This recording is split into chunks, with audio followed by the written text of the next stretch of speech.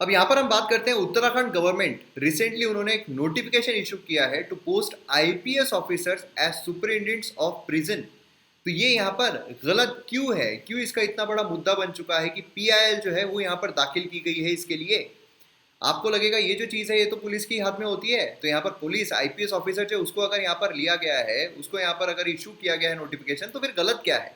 यही सारी चीज़ें तो हम यहाँ पर समझनी है, इसी में का डिफ्रेंसिएशन तो समझना है। और ये अगर हम डिफ्रेंसिएशन समझते हैं तो इसीलिए फिर यहाँ पर हमें कौन सी पोस्ट यहाँ पर डालनी है, कौन सी पोस्ट पर जाना है, कौन सी पोस्ट पर हम जा सकते हैं, सिविल सर्विसेज क्लियर करने के बाद वो हमारे दिमाग में क्लैरिटी रहती है। तो चलिए देखते हैं अब सबसे पहला इशू क्या है।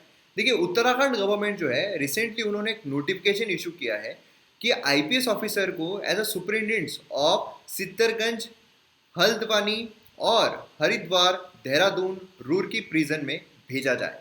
यहाँ पर प्रिजन में भेजा जाए ये बोला जा रहा है, ठीक है, मतलब पुलिस चौकी में नहीं, यहाँ पर पुलिस थाने में नहीं, प्रिजन्स में यहाँ पर भेजा जाए।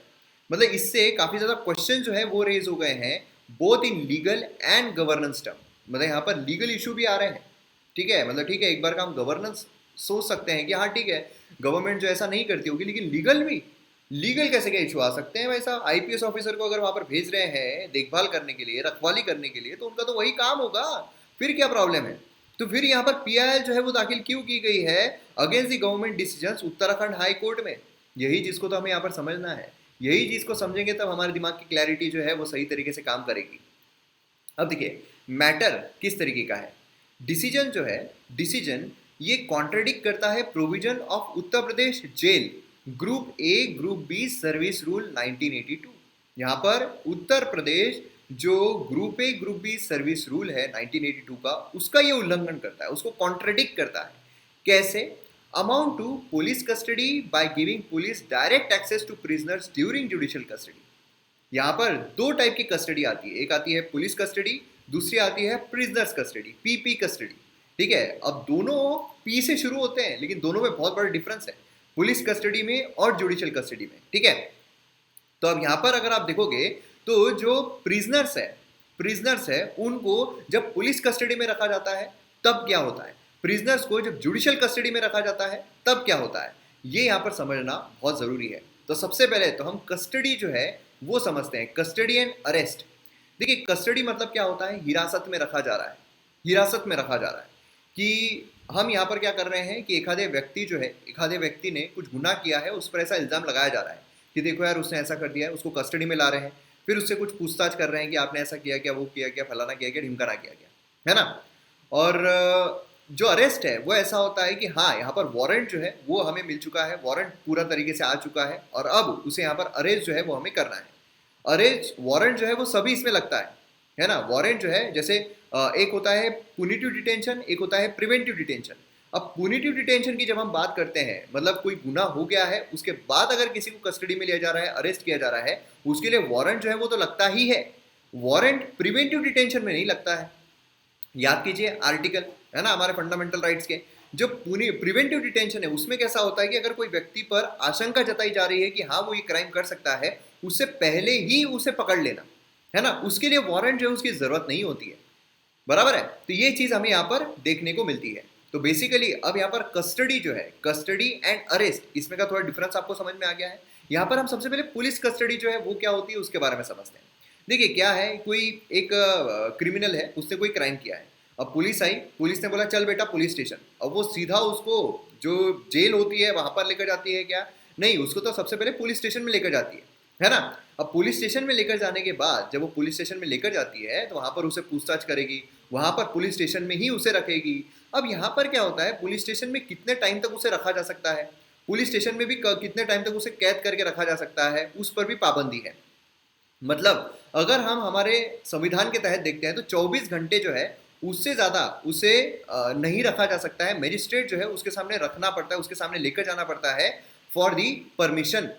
अब यहाँ पर जो ट्रैवलिंग का टाइम है एक्सक्लूड हो जाता है कि ट्रैवलिंग का टाइम क्या है, मतलब जब भी उसको अरेस्ट करके लाया गया टाइम वाइम लिख लिए जाते हैं कितने टाइम पर उसको लाया, फिर 24 घंटे के अंदर अंदर मजिस्ट्रेट के सामने उसको रखना पड़ता है और फिर मजिस्ट्रेट बताता है कि हाँ फर्दर उसको रखना है नहीं रखना है, क्या करना है क्या नहीं करना है, वो फिर वो बताते हैं, ठीक है। अब यहाँ पर अगर ऐसा होता है कि मजिस्ट्रेट को ऐसा लगता है या मजिस्ट्रेट के सामने पुलिस ऐसा बोलती है कि कि देखो ऐसा है कि इसको और हमारे पास रखना पड़ेगा, अगर इसको यहाँ पर छोड़ दिया जाता है तो फिर ये जो सबूत है वो मिटा सकता है, ये कर सकता है, वो कर सकता है, प्रॉब्लम क्रिएट कर सकता है, तो ठीक है हम इसको रख देते हैं।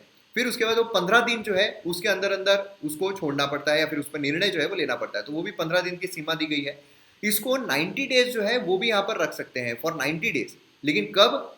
ऐसा अगर इसने क्राइम किया है जिसमें जो पेनाल्टी है वो डेथ पेनाल्टी है। मतलब समझ लो कि डेथ पेनाल्टी जो है वो अगर दी गई है किसी का रेप करके उसको मर्डर करने में, ठीक है। तो अगर इस व्यक्ति ने वो किया है तो फिर यहाँ पर 90 डेज जो है उसके लिए भी उसको रखा जा सकता है। जहां पर 15 डेज में बोल रहा हूं वहां पर 90 डेज जो है वो भी रखा जा सकता है। समझ में आ गया? तो यहाँ पर पुलिस कस्टडी आपको समझ में आ गई। अब यहाँ पर क्या होता है, नेक्स्ट आता है वो है जुडिशियल कस्टडी। अब यहाँ पर सेक्शन 167(2) ऑफ हम सीआरपीसी अगर हम देखते हैं तो पुलिस ऑफिसर जो है वो यहाँ पर अरेस्टेड पर्सन को मजिस्ट्रेट के सामने रखता है और फिर मजिस्ट्रेट जो है वो उसको या तो पुलिस कस्टडी में या जुडिशियल कस्टडी में भेजने की बात कर सकता है। अब यहाँ पर जुडिशियल कस्टडी में, पुलिस कस्टडी का तो मैंने आपको बता दिया कि अगर पुलिस कस्टडी में भेजता है तो 15 दिन के लिए, देन 90 डेज के लिए कब, ये सारी चीजें कि पुलिस को और पूछताछ करनी है, पुलिस को और इंटरोगेशन करना है, ये सब के लिए। जुडिशियल कस्टडी में अगर भेजते हैं तो मजिस्ट्रेट जो है उनके पास कस्टडी रहती है अरेस्टेड पर्सन की और फिर उसको जेल में भेज दिया जाता है। अब ये मेन जेल में चला गया है, अब ये उसको मेन जेल जो है उसमें भेज दिया गया है ना। मूवीज की वजह से काफी हमें कंफ्यूजन होता है कि साला जेल कौन सा है, पुलिस स्टेशन कौन सा है, पुलिस स्टेशन में क्या होता है, जेल में क्या होता है, बहुत कंफ्यूजन होता है ना। तो यहाँ पर आपको ये चीज पता रहना चाहिए कि जेल जो है उसमें यहाँ पर भेज दिया जाता है। ड्यूरिंग दिस कस्टडी, इस कस्टडी के दौरान पुलिस जो है वो इंट्रोगेट कर सकती है अरेस्टेड पर्सन का सिर्फ और सिर्फ मजिस्ट्रेट के परमिशन के साथ ही, सिर्फ और सिर्फ मजिस्ट्रेट के परमिशन के साथ ही। अब आपको आ रहा होगा, थोड़ा लिंक लग रही होगी कि हाँ मतलब यहाँ पर जो पीआईएल दाखिल की गई है उसमें अब थोड़ा यहाँ पर लॉजिक जो है हमको समझ में आ रहा है। मतलब यहाँ पर ऐसा है कि अगर जेल में किसी व्यक्ति को भेजा गया है तो वहां पर पुलिस को पूछताछ करने के लिए अगर आना है तो मजिस्ट्रेट की परमिशन लेकर आना पड़ता है। अब सोचिए कि यहाँ पर अगर जो देखभाल करना है उसके लिए तैनाती अगर पुलिस को रख दिया जाए तो फिर ये कॉन्ट्रडिक्ट हो रहा है या नहीं हो रहा है, प्रॉब्लम हो रहा है या नहीं हो रहा है? हो रहा है ना मित्रों, यही तो बात है, इसीलिए तो पीआईएल जो है वो की गई है। अब समझ में आपको, जुडिशियल कस्टडी जो है वहां पर पुलिस को अनुमति नहीं होती है बिना मजिस्ट्रेट के परमिशन के। अगर वही देखभाल करने के लिए अगर पुलिस को रख दिया जाए फिर उस चीज का मतलब ही क्या रहेगा। अब यहाँ पर अर्लियर प्रैक्टिस की जब हम बात करते हैं तो अर्लियर प्रिजन डिपार्टमेंट जो है वो हेड किया जाता था प्रिजन ऑफिसर या फिर आईएएस ऑफिसर के द्वारा, ठीक है। मतलब यहाँ पर प्रिजन डिपार्टमेंट जो है वो किसके द्वारा हेड किया जाता था? आईएएस ऑफिसर के द्वारा। अभी भी अगर हम देखते हैं बिहार जो है वो इकलौता ऐसा राज्य है जहां पर आईएएस ऑफिसर जो है वो प्रिजन डिपार्टमेंट को हेड करते हैं as a inspector general of prison और को रैशनल सर्विस। तो ये हमें यहाँ पर देखने को मिलता है। अब देखिए क्या है कि यहाँ पर जो पुलिस ऑफिसर्स हैं उनको यहाँ पर अपॉइंट किया जा रहा है अभी इस चीज़ के लिए as a head of prison department, जो कि ये सही नहीं है क्योंकि पुलिस ऑफिसर जो है उनको इंट्रोगेशन के लिए भी इजाजत नहीं होती है बिना मैजिस्ट्रेट की परमिशन के जेल में आने की, है ना। तो ये यहाँ पर अगर देखा जाए तो जो को रैशनल एडमिनिस्ट्रेशन है उसके फिलोसॉफी के अगेंस्ट में जाता है। अब ये कौन सी फिलोसॉफी है? देखिए आपको पीएचडी नहीं करनी है, बस आपको इतना ध्यान में रखना है कि ये जो को रैशनल है इसका मतलब है कि गवर्नमेंट जो भी यहाँ पर प्रिजन्स के लिए, प्रिजनर्स के लिए, प्रिजन के लिए जो भी यहाँ पर चीज़ें बनाती है उसको यहाँ पर कहा जाता है उसका एडमिनिस्ट्रेशन। मतलब उसमें कौन कौन सी चीज़ें आती है कि यहाँ पर जो कैदी है उसको जेल में डालना, कैदी जो है उसको यहाँ पर जो भी अच्छी चीज़ें हैं वो सिखाना, कैदी जो है उसको यहाँ पर काम करवा लेना, कैदी जो है उसको यहाँ पर और क्राइम करवाने से रोकना, कैदी जो है उसको यहाँ पर अच्छा होने के बाद फिर से घर पे भेज देना। तो ये सारी जो चीज़ें होती है, सारी जो प्रोसीजर है, ये सारी प्रोसीजर की ये अगेंस्ट में जाता है, इसकी फिलोसॉफी के अगेंस्ट में जाता है, ठीक है। क्योंकि यहाँ पर क्या हो रहा है, पुलिस आ रहे हैं, पुलिस तो यहाँ पर बार बार उसको बाहर से पूछते रहेंगे चल बताए किया क्या नहीं किया, बताए किया, ऐसे भी प्रॉब्लम क्रिएट हो जाएगा, है ना। अब देखिए इसके लिए कमिटीज जो है उसका भी गठन यहाँ पर हमें देखने को मिला है कई बार, जैसे कि justice Mulla committee, prison reform report, then उसके बाद justice Krishna Iyer committee, women prisoners report. इसमें इन्होंने क्या किया है, एडवोकेट किया है कि प्रिजन जो है वो house of reformation and rehabilitation रहना चाहिए प्रिजनर्स के लिए और उनकी फैमिलीज के लिए। मतलब यहाँ पर उन्होंने रिकमेंड किया है कि एक specialized all India prison service जो है वो हमें यहाँ पर निकालनी पड़ेगी। ऑल इंडिया सर्विसेज जैसी होती है ना उसी तरीके से ऑल इंडिया प्रिजन सर्विसेज हमें निकालनी पड़ेगी in the lines of IPS and IAS, ठीक है। जैसे इंडियन एडमिनिस्ट्रेटिव सर्विसेज है, इंडियन पुलिस सर्विसेज है, वैसे ही प्रिजन सर्विसेज वो भी यहाँ पर रहनी चाहिए, जिससे कि जो प्रिजन है वहां पर हेड करने के लिए आप आईपीएस को क्यों रख रहे हो वहां पर? आईपीएस एक पुलिस ऑफिसर है, और पुलिस जो है उनको वहां पर इजाजत नहीं होती है जाने के लिए, वहां पर जुडिशियल कस्टडी में वो नहीं जा सकते हैं। पुलिस कस्टडी है तो वहां तक ठीक है, जुडिशियल कस्टडी में वो कैसे आप भेज रहे हो, जुडिशियल कस्टडी में उनको कैसे तैनात कर रहे हो, ये तो यहाँ पर गलत हो जाता है ना, ये यहाँ पर नहीं होना चाहिए। अब कंसर्न क्या है, कंसर्न ये है कि अगर पुलिस ऑफिसर जो उनको प्रिजन के लिए हम अपॉइंट करते हैं आइदर सुपरिटेंडेंट्स या फिर जेलर्स, तो यहाँ पर प्रिंसिपल जो है सेपरेशन ऑफ पावर का, उसका यहाँ पर वायलेशन होता है जो हमारे संविधान में सेपरेशन ऑफ पावर दिया गया है। ठीक है, अब आप बोलोगे सर यहाँ पर जो एग्जीक्यूटिव है, लेजिस्लेटिव है, जुडिशरी, इसमें सेपरेशन ऑफ पावर होता है, यहाँ पर क्या का सेपरेशन ऑफ पावर आ गया है। देखिए यहाँ पर मीनिंग ऑफ जुडिशियल कस्टडी मतलब क्या है, पुलिस इन्वेस्टिगेशन जो है वो खत्म हो चुकी है। सेपरेशन ऑफ पावर समझिए कि क्या है, एक एक इंसान की कुछ पावर होती है और सबको सेपरेट पावर्स दी गई है। अब यहाँ पर पुलिस की पावर क्या है, पुलिस की पावर है कि लॉ एंड ऑर्डर मेंटेन करना है, plus law and order maintain करने के साथ साथ जो भी उनको इन्वेस्टिगेशन है वो यहाँ पर करना है। अब जब उसको पुलिस कस्टडी से जुडिशियल कस्टडी में भेजा गया है, इसका मतलब यह है कि अब इनकी जो पावर है वो खत्म हो चुकी है, मतलब यहाँ पर इन्वेस्टिगेशन जो है वो कंप्लीट हो चुका है। अब उसको पुलिस कस्टडी से सीधा जो जुडिशियल कस्टडी है उसमें यहाँ पर भेजा जा रहा है under the supervision of judiciary. अब यहाँ पर जो जुडिशरी है उसका यहाँ पर काम जो है वो शुरू हो गया है। ठीक है, तो अब अगर ये इंटरफेयर यहाँ पर कर रहे हैं तो सेपरेशन ऑफ पावर जो उसका भी हनन यहाँ पर होता है। तो ऐसे भी आपको मिक्स क्वेश्चन जो है पूछे जा सकते हैं एग्जाम में, मेंस में आपको आ सकता है। ठीक है, ये सिनारियो में पुलिस ऑफिसर जो उनको प्रिजन को हेड करने को बोलना, ये यहाँ पर स्पिरिट जो है इस प्रोविजन की उसको वॉयलेट करता है। समझ में आ रहा है आपको? अब वे फॉरवर्ड जो है वो क्या हो सकता है, क्या किया जाना चाहिए? देखिए हर एक डिपार्टमेंट जो है, यहाँ पर बेसिक प्रॉब्लम क्या है, बेसिक प्रॉब्लम है वैकेंसीज की, है ना, बेसिक प्रॉब्लम वैकेंसीज की कि इतने सारी वैकेंसी पड़ी हुई है, मतलब कोई है ही नहीं वहाँ पर, लोग ही नहीं है काम करने के लिए, मैन फोर्स ही नहीं है काम करने के लिए। अब ऐसे सिनारियो में आप ये भी बोलोगे यार फिर यूपीएससी की इतनी कम जगह क्यों निकल रही है, 712 जगह क्यों निकल रही है, ये तो मुद्दा है ही ना यार बात करने का। तो वे फॉरवर्ड अगर हम देखते हैं तो बेसिकली वैकेंसीज बहुत ज़्यादा है, इसलिए यहाँ पर क्या करना पड़ रहा है, इनको मिक्स करना पड़ रहा है, इनको उधर लेके आते हैं, उनको उधर लेके जाते हैं। हर एक डिपार्टमेंट जो है क्रिएट किया जाता है फॉर दी पर्पज, कोई ना कोई पर्पज के लिए किया जाता है, जिसमें ट्रेनिंग जो है वो भी इन्वॉल्व होती है ना, तो उसके हिसाब से जॉब रिक्वायरमेंट्स होता है।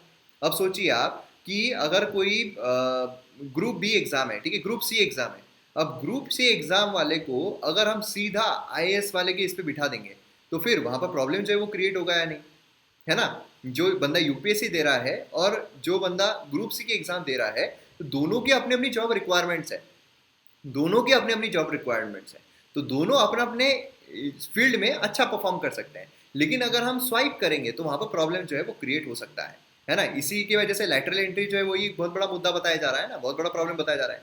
पुलिस पर्सनल जो है रिक्रूट किए जाते हैं, ट्रेन किए जाते हैं, जिससे कि क्राइम को डिटेक्ट कर सके एंड लॉ एंड ऑर्डर जो उसको मेंटेन कर सके, इसके लिए पुलिस पर्सनल को ट्रेन किया जाता है। अब प्रिजन ऑफिसर जो है उनको रिक्रूट और ट्रेन किया जाता है जिससे कि जो ऑफेंडर्स है, जो कैदी है, उनको रिफॉर्म और रिहेबिलिटेशन किया जा सके। अब अगर सोचिए कि यहाँ पर बेसिकली जो यहाँ पर प्रिजनर ऑफिसर है वो यहाँ पर जाना चाहिए जो कैदी है उसके पास, उसको बोलना चाहिए कि कैसा लग रहा है, अभी अच्छा लग रहा है ना, तुमने क्यों ये क्राइम किया, अभी अच्छे से काम करोगे ना, अभी ये काम करो, अभी वो काम करो, ये करो वो करो, अपनी जिंदगी में आगे बढ़ो, ऐसी कुछ चीजें। लेकिन अगर पुलिस ऑफिसर को तैनात कर दिया, वो वहां पर जाकर बोलेगा शक्ल के आने के लिए, अकल के आने के लिए शक्ल के बिगड़ने का इंतजार क्यों कर रहे थे तुम, दे दनादन दे दनादन दे दनादन, बेचारा सुधरने के बजाय और बड़ा क्रिमिनल बन जाएगा, है ना। तो यहाँ पर क्या होता है, यहाँ पर ही प्रॉब्लम होते हैं। पुलिस पर्सनल को रिक्रूट किया जाता है जिससे कि आप यहाँ पर क्राइम को डिटेक्ट करो, लॉ एंड ऑर्डर को मेंटेन करो, ना कि जिनको पकड़ा हुआ है उनको फिर यहाँ पर रिफॉर्म या रिवेलेट करो, है ना। इसलिए यहाँ पर क्या है, हमें सोशल वर्कर जो उनको भी यहाँ पर अपॉइंट करना पड़ेगा सफिशिएंट नंबर्स में एज अ काउंसिलर, जिससे कि वो उनको काउंसिल करे, उनको बताए, उनको मोटिवेट करे, है ना। रेगुलर ट्रेनिंग जो है ह्यूमन राइट्स की वो भी हमें यहाँ पर देनी पड़ेगी प्रिजन स्टाफ को। उसी के साथ साथ जो वैकेंसीज है, सबसे बड़ा मुद्दा जो है वैकेंसीज है, उसको यहाँ पर फिलअप करना पड़ेगा। मतलब अगर आप देखोगे high as 30 to 40% as per Indian justice report 2020 vacancies अच्छी है, मतलब आधे ही लोग भरे हुए, सिर्फ अगर देखा जाए तो आधे लोग खाली है, फिर भी वैकेंसी नहीं है। यहाँ पर हमें सफिशिएंट स्कोप जो है upward mobility for prisoner officers वो यहाँ पर क्रिएट करना पड़ेगा, जिससे कि प्रमोशन उनको प्रॉपर तरीके से मिल सके। हमें आईएएस की हायरार्की पता है, हमें आईपीएस की हायरार्की पता है, इनकी पता ही नहीं है ना। तो यहाँ पर प्रॉब्लम क्रिएट होते हैं। मतलब बेसिकली प्रिजन ऑफिसर जो है वो डिमोटिवेटेड बहुत ज़्यादा रहते हैं कि उनको जो भी एक्चुअल में जो रिवॉर्ड चाहिए वो मिलता नहीं है। अगर कुछ गड़बड़ वहाँ पर हो जाए तो फिर उन पे इल्ज़ाम जो है वो लग जाते हैं, मीडिया जो है वो सीधा खोलने के लिए दौड़ती है, कभी प्रेज नहीं करती है, तो डिमोटिवेटेड रहते हैं। तो ये सारी चीज़ें हमें यहाँ पर करनी चाहिए, तब जाकर हम प्रॉपर जो सिनारियो है वो क्रिएट कर सकते हैं। तो मैं उम्मीद करता हूँ कि ये टॉपिक पर आपको काफ़ी अच्छी इन्फॉर्मेशन जो है वो मिली होगी, और मिली है तो आप शेयर भी ज़रूर कीजिए, शेयर करने में कंजूसी मत कीजिएगा।